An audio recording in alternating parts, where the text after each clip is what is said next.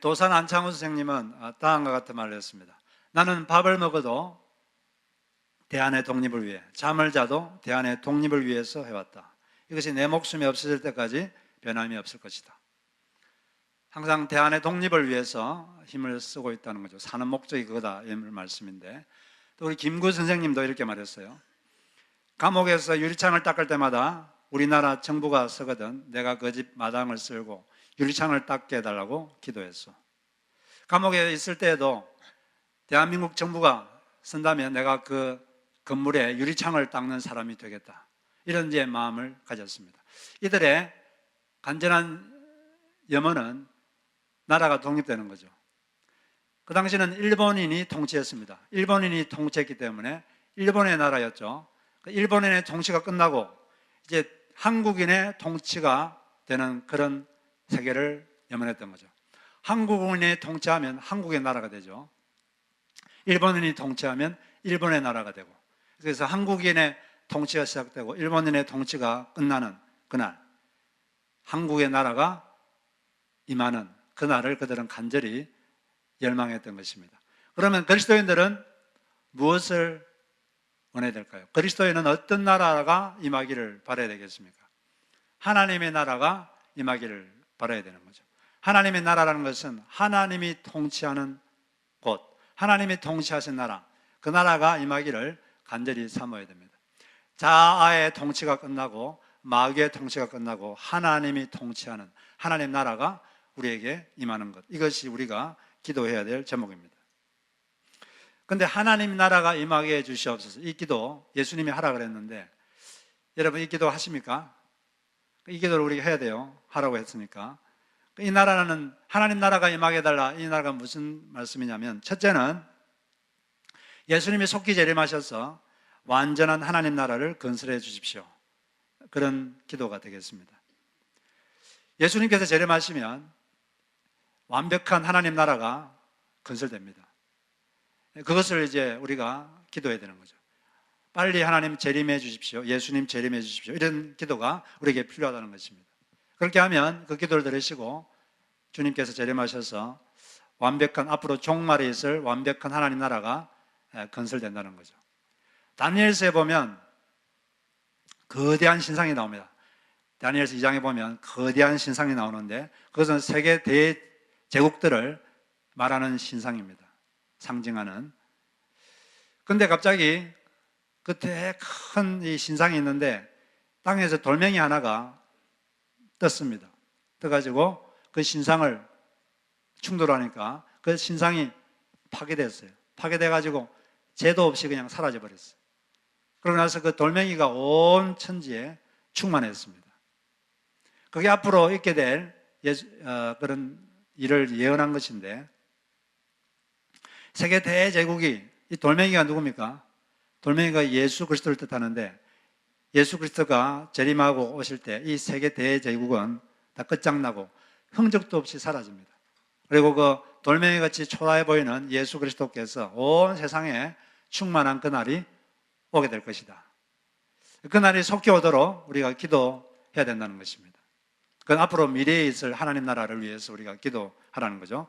두 번째는 하나님의 통치가 현재 이곳에 이루어지게 해 주시옵소서, 그런 뜻입니다. 나라가 임하게 해달라, 이 말은 지금 이곳에 하나님의 통치가 이루어지게 해 주시옵소서. 나라라는 단어가 헬라어로 바실레이아 이런 단어인데, 이 바실레이아 이 말을 헬라어 사전에 찾아보면 두 가지 뜻이 나옵니다. 첫째는 통치, 통치 행위, 그런 뜻이 바실레이아 이런 뜻이에요. 통치하는 것. 두 번째는 나라, 국가 이런 뜻이 돼요. 한 통치자가 통치하는 어떤 영역, 그게 이제 두 번째 뜻이 되는데, 첫 번째에 대한 설명이 훨씬 더 길고 두 번째는 짧습니다. 이 바실레이아 이 말의 핵심은 통치라는 개념이죠. 나라가 임하게 달십시오, 이 말은 하나님이 통치하는, 그것이 하나님의 통치가 우리 가운데 임하게 해주십시오, 이런 뜻이 됩니다.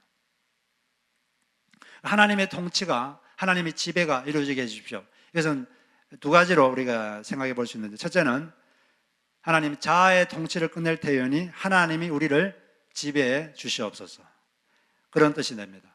이건 하나님에 대한 순종에 대한 다짐이기도 하죠. 우리는 하나님 앞에 이런 기도를 할 때 하나님, 자아의 지배를 포기하겠습니다. 제가 저를 다스리는 것을 포기하겠습니다. 하나님께서 저를 지배해 주십시오.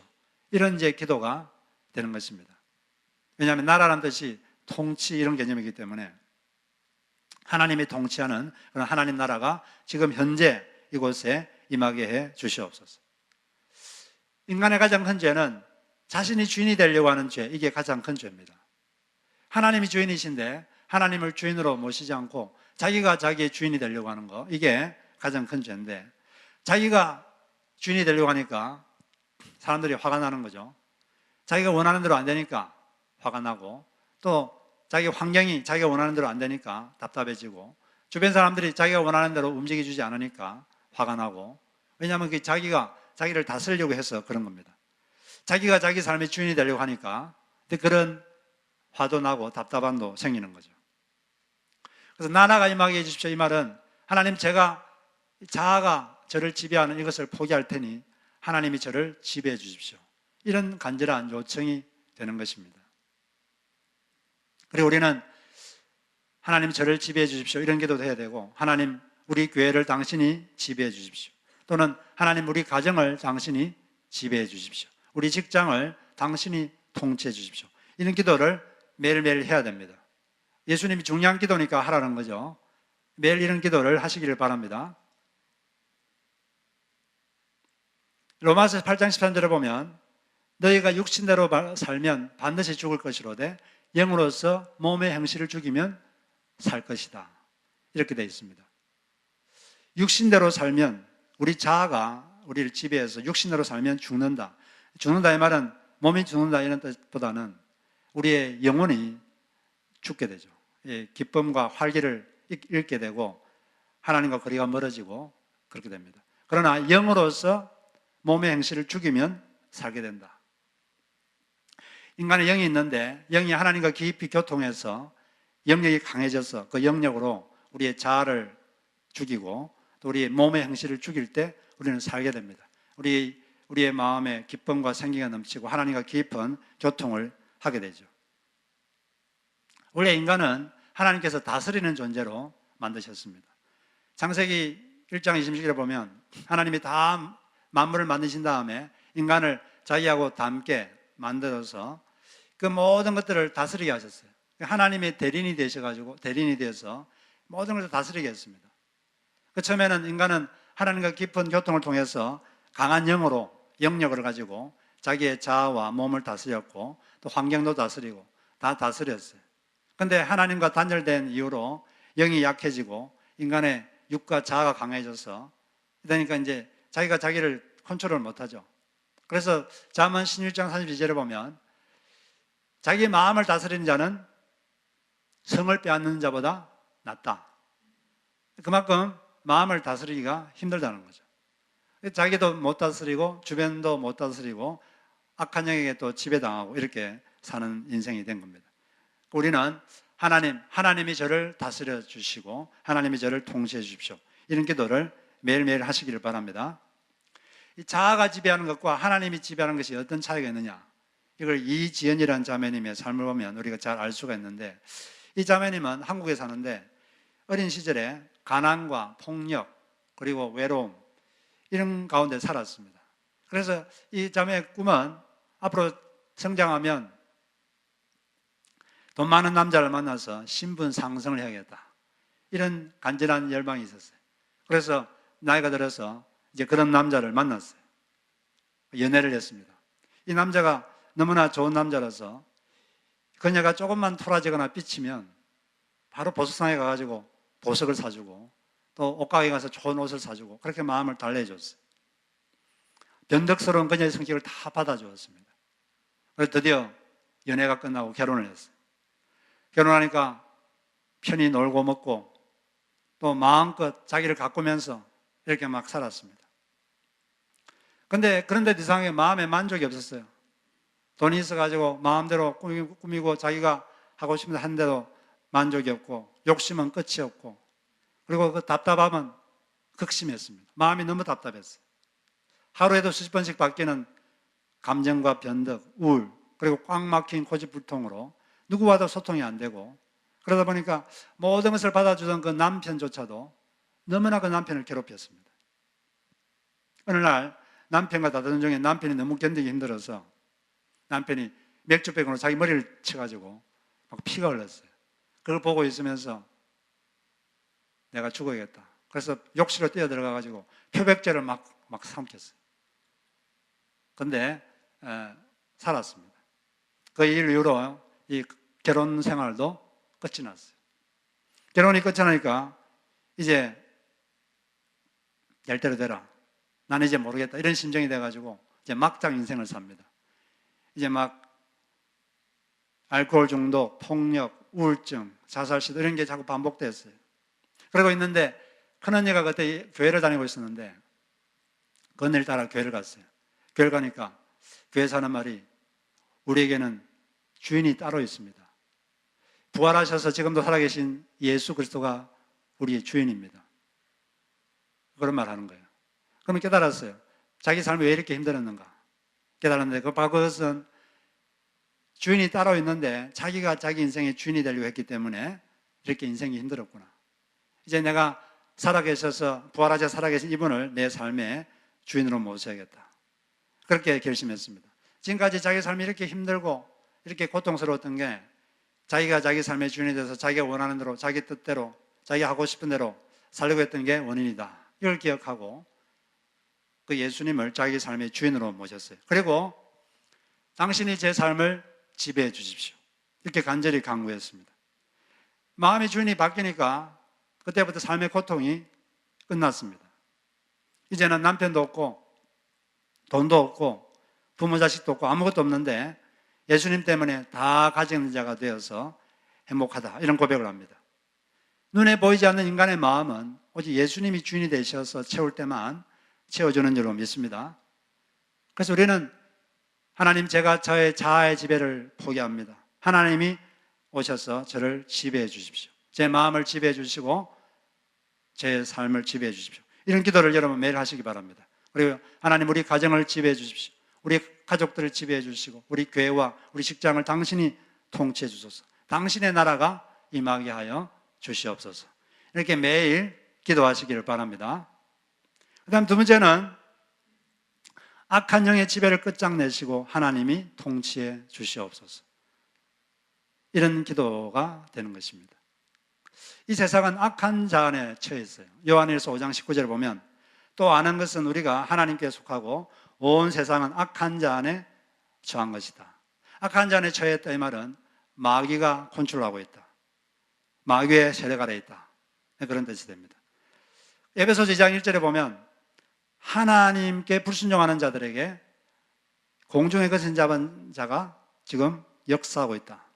이런 말을 하고 있어요. 하나님 나라가 임한다는 뜻이 무슨 뜻인지 마태복음 12장 28절을 보면 분명히 말하고 있는데 마태복음 12장 28절 같이 한번 읽어보겠습니다. 자, 시작. 그러나 내가 하나님의 성령을 힘입어 귀신을 쫓아내는 것이면 하나님 나라가 이미 너에게 임하였느니라.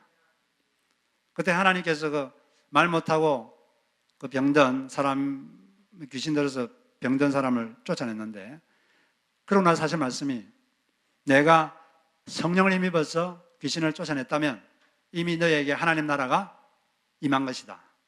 하나님 나라가 임했다 이 말은 악한 영의 통치가 끝나고 하나님께서 그것을 통치하는 상태, 이게 바로 하나님 나라가 임한 상태죠. 그런데 악한 영들은 끊임없이 사람을 지배하려고 애를 씁니다. 사람을 자기가 원하는 대로 생각하게 하고 느끼게 하고 행동하게 하고 이게 악한 영들의 갈망이에요.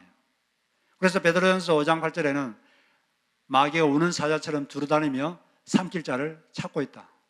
이렇게 말했어요. 그리고 누가복음 11장 24절에 보면 더러운 귀신이 사람에게서 나갔을 때 물 없는 곳으로 다니며 쉬기를 구하되 얻지 못하고 이르되 내가 나온 내 집으로 돌아가리라 하고 악한 영들은 사람 몸속에 되게 들어가고 싶어 합니다. 여기 사람 몸에서 나왔는데 나오니까 쉬지를 못하고 안식을 못하고 계속 사람 몸에 들어가려는 거예요. 악한 영은 자꾸 사람 몸에 들어가고 싶어 합니다. 안 들어가면 쉬지를 못해요. 끊임없이 사람 속에 들어오고 싶어요. 근데 들어오고 싶어 하는데 함부로 못 들어옵니다. 영적 세계도 법칙이 있어요. 법이 있는데 어떤 사람에게 들어갈 수 있냐? 악한 영과 비슷한 성질, 성향을 가진 사람에게 들어갑니다. 악한 영과 비슷한 기운, 분위기, 성질, 성향 이런 걸 가진 사람에게 들어가요. 하나님의 영도 마찬가지입니다. 영적 세계는 비슷해요. 하나님의 영도 어떤 사람에게 임하시느냐? 하나님과 성질이 비슷한 사람, 하나님과 분위기가 비슷한 사람, 이런 사람에게 하나님의 영이 임합니다. 이사야서 57장 15절 보면 이런 말씀이 있는데, 지극히 존귀하며 영원히 거하시며 거룩하다 이름하는 이가 이와 같이 말씀하시되, 내가 높고 거룩한 곳에 있으며 또한 통회하고 마음이 겸손한 자와 함께 있나니. 하나님이 어떤 사람에게 임한다 그랬죠? 겸손한 자. 왜? 하나님이 겸손하거든요. 하나님의 성품이 어떤지 예수님께서 보여주셨는데, 예수님이 하나님이시잖아요. 하나님이 되신 분이 예수님인데, 예수님은 자기 성품을 어떻다 그랬습니까? 예수님 성격이 나는 마음이 겸손하고 온유하다. 예수님의 성격의 특징은 겸손하고 온유하고 사랑.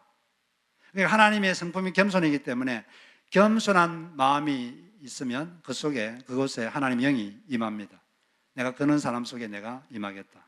그리고 마음이 통회하는 자, 자기 잘못했을 때 통회하는 사람, 그래서 정결해진 사람, 그런 사람에게 내가 임해서 그 사람의 삶을 소생시켜 주겠다. 왜냐하면 하나님의 영과 성질이 비슷하기 때문에 임하는 거예요. 마찬가지로 악령도 마찬가지입니다. 자기와 성질이 비슷한 곳에 악령들이 가는 거예요. 고여있는 웅덩이 물이 있으면 그게 뭐가 모입니까? 모기가 모입니다. 그리고 더러운 오물이 있으면 그곳에 파리가 모이죠. 그리고 음식 찌꺼기가 있으면 바퀴벌레가 모입니다. 마찬가지로 악한 영들이 편안하게 있을 수 있는 그런 마음이 있으면 그곳에 악한 영들이 오게 되죠. 더럽고 또 어둡고 거친 그런 마음에 오면, 그런 마음이 있으면 그곳에 들어갑니다. 왜냐하면 자기가 편안하게 느끼기 때문에 가는 거예요. 그런데 마음이 밝고 또 정결하고 부드럽고 이런 마음에는 가지를 못합니다. 자기하고 안 맞기 때문에 갈 수가 없어요. 그럼 악한 영들이 편안하게 느끼는 그런 마음이 어떤 마음이냐? 어두운 마음. 어두운 마음이 어떤 마음이죠? 부정적이고 비판적이고, 그리고 늘 이렇게 걱정 염려가 많고, 이런 마음에 악한 영들이 쉽게 들어갑니다. 그래서 우리는 늘 밝게 살아야 돼요. 어떤 사건이 일어나도 밝게 해석하고 밝게 생각하고, 그럴 때 하나님의 영이 임하게 되는 것입니다. 어떤 상실이 있으면 하나님이 더 좋은 걸 주시려고 이런 일이 생겼구나, 이렇게 해석하고 좋게 밝게 해석하는 것이 믿음의 삶이죠. 그 다음에 또 악한 영이 좋아하는 것은 더러운 곳, 마음이 더럽고 탐욕적이고 이런 곳에는 악한 영들이 그곳의 그런 마음에는 너무 편안하게 생각합니다. 마치 고향에 온 것처럼 너무 편안하기 때문에 그곳에 들어가고 싶어하고 그곳에 오래 머물러요. 근데 마음이 정결하고 밝은 곳에는 있을 수가 없어요. 잠시 실수로 들어갔다가도 너무 불편하기 때문에 나옵니다. 마치 가시방석에 앉은 것처럼 거기 있을 수가 없어요. 그리고 또 어떤 곳에 악한 영들은 좋아하느냐? 거친 마음. 성령님은 온유하시죠. 거친 게 뭡니까? 폭력적이고 분을 내고 짜증내고 혈기, 험담, 폭력, 이런 것에 악한 영들은 편안하게 생각하고 그런 마음 속에 들어갑니다. 그리고 그곳에 오래 머물러요. 악한 영들은 오래 머물수록 힘이 강해집니다. 금방 들어온 건 금방 나갈 수 있는데 오래 이렇게 머무는 영들은 아주 힘이 강해요. 그래서 어린 시절에 상처를 받아가지고 그걸 틈타서 들어와서 자리를 잡은 경우는 상당히 힘들죠. 그런 영들은 마음속 깊이 자리 잡아가지고 마치 그 사람의 인격인 것처럼 그렇게 가장을 합니다. 사실은 그 사람의 인격이 아닌데 그런 것처럼 보이는 거죠. 악령이 들어온다고 해서, 악한 영이 들어온다고 해서 마치 사회생활을 못할 정도로 사람이 이상하게 바뀌고 그런 게 아니에요. 사람들은 그렇게 큰 오해를 하는데 그런 경우도 있지만 보통은 사람들이 눈치를 못 챕니다. 귀신 들렸다는 말이 흔히 그 사람 속에서 그 사람과 다른 말을 하고 또 다른 인격을 드러내고 막 괴성을 지르고 옷을 벗고 다니고 또 남자인데 여자 목소리가 나고 이런 것만 생각하는데 그런 것은 일부에 불과해요. 보통의 경우는 사람들이 잘 눈치를 못 챕니다. 왜냐하면 보통의 경우는 악한 영들은 그렇게 강력하게 사람들에게 영향을 미치지 않습니다. 그냥 단순히 사람 속에 안 좋은 생각을 계속 집어넣습니다. 자꾸 지속적으로 잘못된 생각을 자꾸 집어넣고 또 안 좋은 느낌, 감정이 자꾸 들게 만들어요. 그리고 또 안 좋은 충동, 어떤 충동을 계속 줍니다. 그래서 그런 자기가 넣어준 생각, 느낌, 충동을 따라 사람이 살도록, 행동하도록 계속 그렇게 생각을 주고 그런 느낌을 주고 그런 충동을 자꾸 불러일으키고 그렇게 합니다. 그렇게 사람을 조종하는 거죠. 그래서 우리는 자기 속에 어떤 영이 활동하고 있는지 그걸 잘 분별해야 돼요. 그 사람 속에 어떤 영이 있느냐 이게 따라서 그 사람의 성질이 달라집니다. 사람 속에 양심적이고 정확한 그런 영이 있으면, 그런 성향이 있으면 다른 사람에게 빚지는 것을 싫어해요. 그리고 빚을 져도 빨리 갚아야지 마음이 시원합니다. 그런데 마음이 양심적이지 못하고 그런 영이 있으면 다른 사람의 빚을 진 것에 대해서 별로 고통을 느끼지 않아요.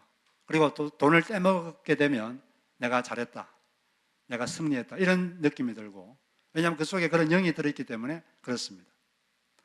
그리고 또 마음속에 정죄하는 영이 있으면 남을 욕하고 험담하면 그게 편안해요. 그게 불편하지 않습니다. 그런데 주의 영이 있으면 남을 욕하면 마음이 불편하고 그렇게 계속 할 수가 없어요. 그리고 복수의 영이 들어있으면 그 마음속에 오직 복수하고자 하는 마음이 꽉 차 있습니다. 그리고 그러다가 복수를 하면 마음에 기쁨을 느낍니다. 그 속에 그런 복수하고 영이 들어있기 때문에 그런 거죠. 그리고 정죄하는 영이 딱 들어있으면 다른 사람들의 잘못이 아주 예리하고 선명하게 보입니다. 남들은 잘 못 느끼는데 그 사람은 그게 아주 선명해 보여요. 잘 느낍니다. 시어머니에게 정죄하는 영이 들어있으면 며느리의 잘못이 아주 예리하고 선명하게 보입니다. 그리고 며느리의 마음속에 정죄하는 영이 있으면 시어머니의 그 잘못이 아주 예리하고 아주 선명하게 아주 잘 보여요. 그러면 나는 다른 사람의 잘못이 아주 예리하게 선명하게 보이면 성령께서 나에게 임하셔서 내가 분별력을 가졌구나 이렇게 생각하면 안 되겠죠. 그게 아닙니다. 이 정죄의 영이 들어서 그런 마음이 드는 거예요. 그때는 빨리 회개하고 주의 영으로 자기를 채워야 되는 것입니다. 그래서 악한 영이 좋아하는 현상이 자기 마음속에 일어나면 즉시 그것을 버리고 자백하고 버려야 돼요. 안 그러면 악한 영이 틈을 타고 들어와서 계속 자리를 잡습니다. 그래서 에베소서에 이런 말씀 있죠. 에베소서 4장 26, 27절에 보면 분을 내어도 죄를 지지 말며 해가 지도록 분을 품지 말고 마귀에게 틈을 주지 말라. 마귀는 틈을 보고 있어요. 들어오려고. 뭐가 조금 틈이 생기면 들어옵니다. 빨리 처리하지 않으면 계속 머물러 있어요. 그러게 되면 더 강해지는 거죠. 사람이 분이 날 수 있습니다. 살다 보면 분이 날 수 있는데 이 분을 빨리 처리하지 않으면 그걸 통해서 이게 들어오죠. 틈을 타고 있다가 이게 들어옵니다. 그걸 계속 처리하지 않고 가만히 있으면 들어와서 마치 기름에 휘발유를 붓듯이 확 걷잡을 수 없는 화가 나게 되고 통제할 수 없는 그런 상황이 벌어지게 되고 해서는 안 되는 언어를 사용하게 되고 또 해서는 안 되는 행동, 그런 결정을 해서 두고두고 후회하도록 만드는 것이죠. 그래서 우리는 악한 영이 좋아할 만한 그런 행동 했다고 생각하면 빨리 회개해야 돼요. 빨리 돌이켜야 됩니다. 예수님께서 그런 말을 했죠. 마태복음 4장 17절을 보면 회개하라, 천국이 가까웠느니라. 천국이 가까이 있는데 가까이 있는 게 자기에게 임하려면 뭘 해야 됩니까? 회개를 해야 된다는 거죠. 회개하면 가까이 있는 이 천국이 자기한테 확 임한다는 겁니다. 그래서 이 가까이 있는 이 천국 임하게 하려면 우리 자꾸 회개를 해야 돼요. 잘못하면 즉시 자기 잘못을 알고 하나님 앞에 회개하고 또 사람 앞에 사과하고, 그렇게 할 때 그게 해결되고 악한 영들이 더 이상 영향을 못 미치게 되는 것입니다. 그리고 이 악한 영들은 우리 사람 마음에만 영향을 미치는 게 아니라 사람 몸에도 병을 줄 수 있어요. 그래서 마태복음 12장 22절에 보면 귀신 들려 눈물 물고 말 못하는 사람을 데리고 왔거늘 예수께서 고쳐주심에 그 말 못하는 사람이 말하며 보게 된지라. 악한 영이 사람에게 병을 줄 수 있습니다. 어떤 사역자가 있었는데 어느 날 갑자기 건강했던 사람인데 갑자기 너무나 무기력해졌어요. 몸에 힘이 하나도 없어졌습니다. 몸에 힘이 하나도 없어서 전화기도 들 수 없을 정도로 힘이 없어요. 그리고 책상에 앉아 있을 수도 없습니다. 숟가락을 들 힘도 없어요. 그래서 집에 와가지고 그냥 계속 누워 있었어요. 힘없이 누워 있는 걸 보고, 갑자기 그런 걸 보고 어머니가 다음과 같이 말했어요. 너가 갑자기 비정상적으로 무기력해지는 걸 보니까 혹시 악한 영이 역사하는 것 아니냐, 이렇게 말했어요. 그 말을 들으니까 좀 이상한 느낌이 들어가지고 다음과 같이 조용하게 이런 기도를 했어요. 혹시 내 안에 악한 영이 들어와 역사하고 있는 것이라면 주 예수 이름으로 명령한다. 나가라. 나는 주 예수께 속한 사람이다. 이렇게 기도했는데 갑자기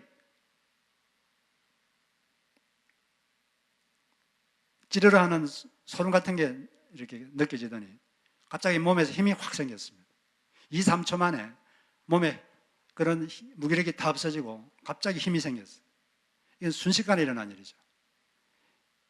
이처럼 갑자기 어떤 현상이 나타날 때는 그런 악한 영이 일하고 있는 경우 있을 수가 있는 것입니다. 그래서 우리는 이런 악한 영의 그런 역사를 알고 그들이 일하지 못하도록 항상 우리가 어떻게 마음을 먹어야 되겠습니까? 항상 밝게, 그리고 정결하게, 그리고 부드럽게, 이렇게 하면 접근을 못해요. 근데 어둡고 그리고 지저분하고 또 거칠게 행동하거나 말하면 악한 영들이 우리에게 역사를 할 수가 있습니다. 그런 식으로 악한 영과 반대 성질, 반대 성향으로 사시고, 그리고 또 성령께서 우리에게 임해달라고 간절히 기도를 해야 돼요. 그러면 성령께서 임하셔서 악한 영들의 그런 통치를 끝내고 주님께서 우리의 삶을 통치하게 되는 것입니다. 그 예수님께서 하신 말씀 중에 성령을 힘입어서 내가 악한 영을 쫓아낸 것이라면 너에게 하나님 나라가 임한 것이다, 그렇게 말한 것처럼 우리에게 주의 영이 임하면 악한 영의 통치가 끝나고 우리에게 주님의 통치가 시작되는 것입니다.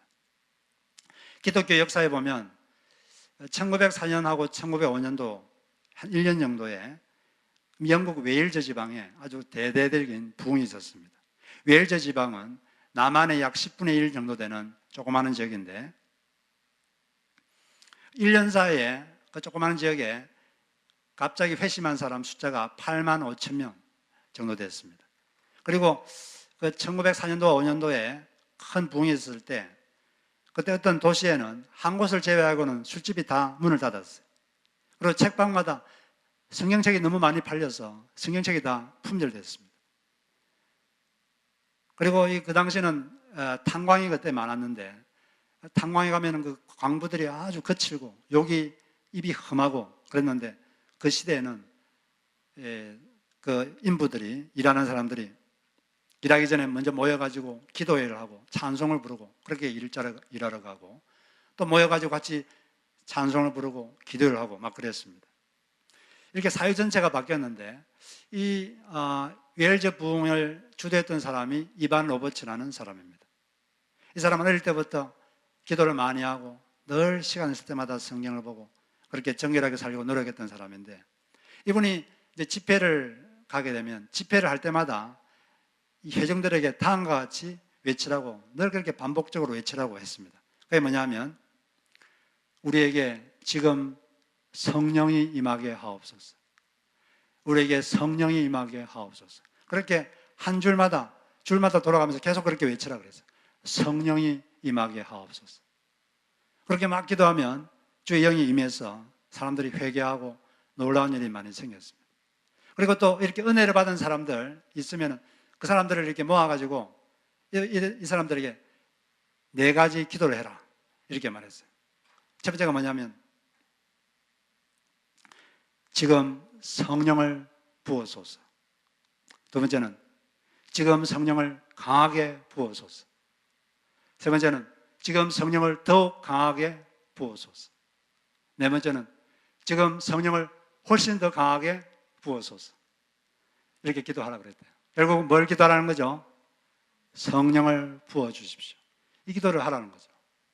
그렇게 간절하게 기도하니까 성령께서 임하셔서 그 자아의 지배도 끝나고 악한 영의 통치도 끝나고 그 지역에 하나님이 통치가 임해서 그 지역 전체가 변했던 것입니다. 우리도 이와 같은 기도를 해야 돼요. 하나님 나라가 임하게 하여 주옵소서. 자아의 통치를 포기합니다.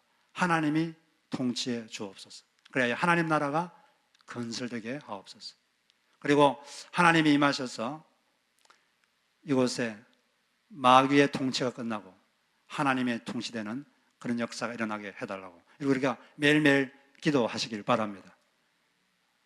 그렇게 기도하셔서 하나님의 능력, 하나님의 통치의 능력을 체험하시는 우리 모두가 되어야 됩니다. 기도할 때 중요한 건 믿음으로 기도하는 거예요. 예수님은 제자들이 잘 꾸짖지 않았는데 제자들이 손 안 씻고 밥 먹는 것은 꾸짖지 않았어요. 그런데 언제 꾸짖었느냐? 믿음 없는 것에 대해서는 자주 꾸짖었습니다. 믿음으로 기도해야 돼요. 너희가 구하는 자에게 성령을 주지 않겠느냐?